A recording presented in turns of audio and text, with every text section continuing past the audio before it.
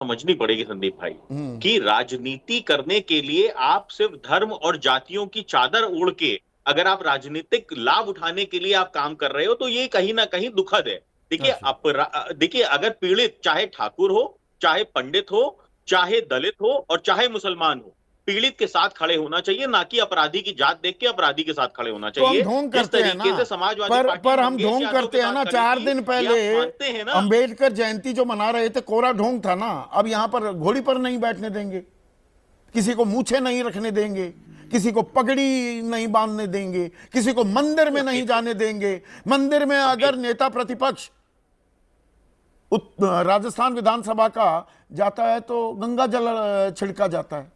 हकीकत तो यह है ना।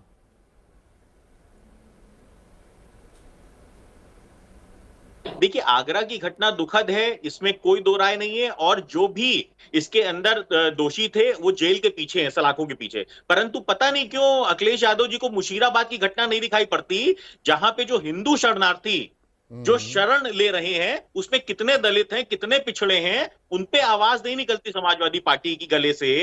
ये बड़ा दुखद हो जाता है जब जब अयोध्या के अंदर मोहित खान एक दलित बेटी के साथ अपराध करता है, उसके साथ रेप करता है, तब डीएनए टेस्ट की मांग होती है। जब कन्नौज के अंदर एक दलित बेटी के साथ छेड़छाड़ होती है, उसके साथ रेप होता है, तब डीएनए जांच की मांग होती है, क्योंकि आरोपी जो होता है वो समाजवादी पार्टी का कार्यकर्ता और समाजवादी पार्टी का संरक्षित गुंडा होता है। तो ये हमें देखना पड़ेगा कि सेलेक्टिव क्यों हो जाती है विपक्ष सिलेक्टिव हो हमारा रहे जब हैं जो आपको घटनाएं होती हैं दलितों के जायज साथ। सवाल है आपका। राजकुमार भाटी रिस्पॉन्ड करना चाहेंगे? सिलेक्टिविज्म कर रहे हैं, जहां आपको सूट करता है, आपकी राजनीति चमकती है, उन मुद्दों को तूल देते हैं, उन मुद्दों पर बयानबाजी करते हैं, बाकी जगह खामोशी चुप्पी साध जाते हैं। ये कह रहे हैं रोहित। नहीं नहीं, हम चुप्पी नहीं साधते। हम जो दलितों के पिछड़ों के साथ अन्याय हो रहा है उस पर भी आवाज़ उठाते हैं, और जो अल्पसंख्यक के साथ अन्याय हो रहा है उस पर भी आवाज़ उठाते हैं।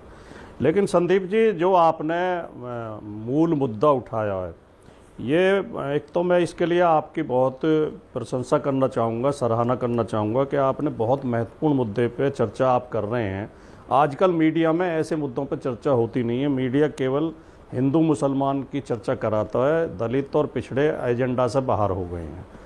तो एक तो मैं ये कहना चाहूँगा कि बहुत जिम्मेदारी के साथ मैं 2 टिप्पणी करना चाहूँगा कि एक तो जो ये जब देश आज़ाद हुआ तो हमारे नेताओं ने इस समस्या को पहचाना था, इसको जो है इसे समझा था कि देश में जातिवाद की, सामंतवाद की बहुत गंभीर समस्या है, ऊंच नीच है, छुआछूत है, कुछ लोग बहुत दबे हुए हैं, बहुत पीछे रह गए हैं शिक्षा में, संपत्ति में, सम्मान में, सत्ता में, हर चीज़ में। तो उसके लिए संविधान में व्यवस्था की कि दलितों के लिए आरक्षण की व्यवस्था की जाए, आदिवासियों के लिए की जाए। वो तो व्यवस्था होती रही है। जो 1950 मानसिकता है, जो दिमाग में गंद भरी हुई है, उसकी सफाई कौन करेगा? राजकुमार भाटी, संविधान में तो प्रावधान हुए। मैं उसी पे आ रहा हूँ। ये दिमाग की गंदगी कौन साफ करेगा? मैं उसी पे आ रहा हूँ बिल्कुल। लेकिन थोड़ी भूमिका बनानी बहुत जरूरी है। तो ये संविधान में तो व्यवस्था होगी, लेकिन हमारा जो सामंती समाज है, जो भेदभाव करने वाला समाज, उसने दिल से नहीं इसे स्वीकार किया, और वो प्रावधान आज तक लागू नहीं है। दलितों का कोटा आज तक पूरा नहीं हुआ नौकरियों में, और पिछड़ों को तो लगभग आरक्षण, अब जहां जहां बीजेपी की सरकारें हैं, पिछड़ों का लगभग खत्म कर दिया। पिछड़ों की कट ऑफ जो है ईडब्ल्यूएस से ऊपर जा रही है। पिछड़े ज्यादा अंक पाके सेलेक्ट नहीं हो पा रहे हैं, ईडब्ल्यूएस कम अंक पाके सेलेक्ट हो रहा है। तो मैं ये कहना दूसरे जो बहुत बड़ी समस्या है, जो बहुत गंभीर बात है, कि हमारे धर्मशास्त्र, तथाकथित धर्मशास्त्र हैं, मैं तो उन्हें धर्मशास्त्र मानता नहीं, जो भेदभाव की बात करते हो, ऊंच नीच की बात करते हो, जो अन्याय की बात करते हो, उस किताब को मैं धर्मशास्त्र मानने को तैयार नहीं हूं। लेकिन ये तथाकथित धर्मशास्त्र इस ऊंच नीच का समर्थन करते हैं, चाहे मनुस्मृति हो, चाहे रामचरितमानस हो, चाहे दूसरे ग्रंथ हो। तो हमें 2 काम करने पड़ेंगे संदीप जी। मैं इसलिए मैंने ये भूमिका बनाई।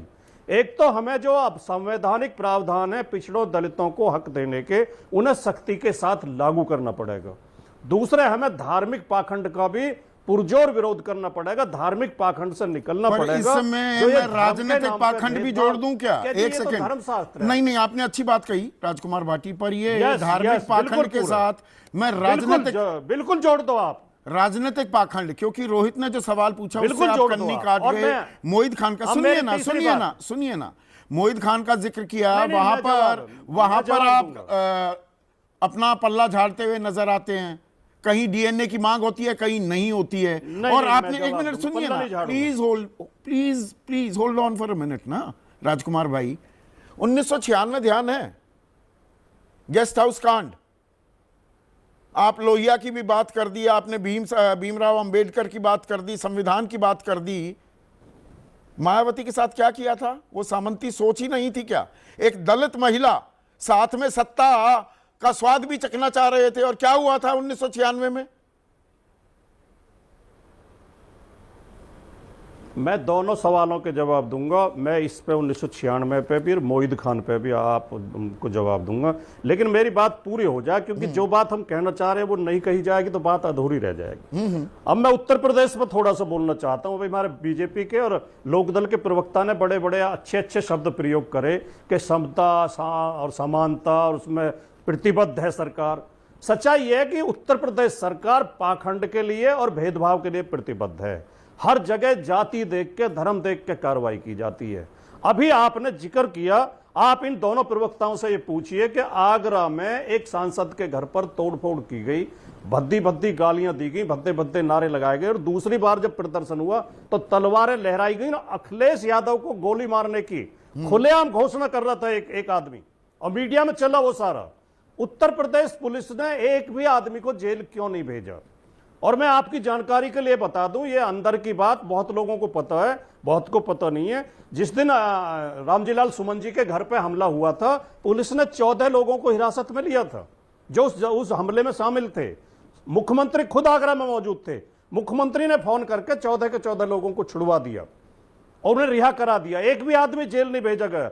एक निर्वाचित सांसद के घर पे हमला होता है, निर्वाचित सांसद की हत्या पे इनाम घोषित किया जाता है, उनकी जीभ काटने पे इनाम घोषित किया जाता है। एक पूर्व मुख्यमंत्री की हत्या की धमकी दी जाती है, और उत्तर प्रदेश सरकार किसी को जेल नहीं भेजती।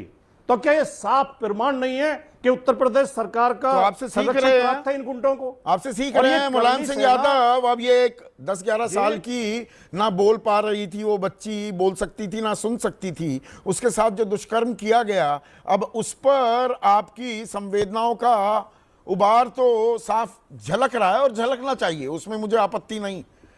पर मुलायम सिंह यादव तो ये भी कहते थे कि गलती हो जाती है बच्चों से बलात्कार को लेकर। नहीं, वो संदर्भ दूसरा, उस संदर्भ को गलत जोड़ते हैं लोग इस तरह। नेताजी ने यह कहा था कि फांसी की सजा का प्रावधान नहीं होना चाहिए। कई मुकदमे फर्जी भी होते हैं, लड़का लड़की साथ रहते हैं, लिव इन में रहते हैं, फिर झगड़ा हो जाता है, लड़की जाकर रेप का मुकदमा करा देती है, तो क्या उस लड़के को फांसी दे दोगे? यहां उन्होंने कहा था कि बच्चे हैं, गलती हो जाती है। उन्होंने रेपिस्ट को बचाने की बात नहीं की थी ना। वो नेताजी जैसा आदमी कहीं रेप नहीं, पर वो ठीक है, वो तो महिलाओं का इतना अच्छा है, सम्मान आपने करते ये बात, थे, लेकिन समाजवादी आपने ये संदर्भ भी दिया, लेकिन प्रियंका, बात असल में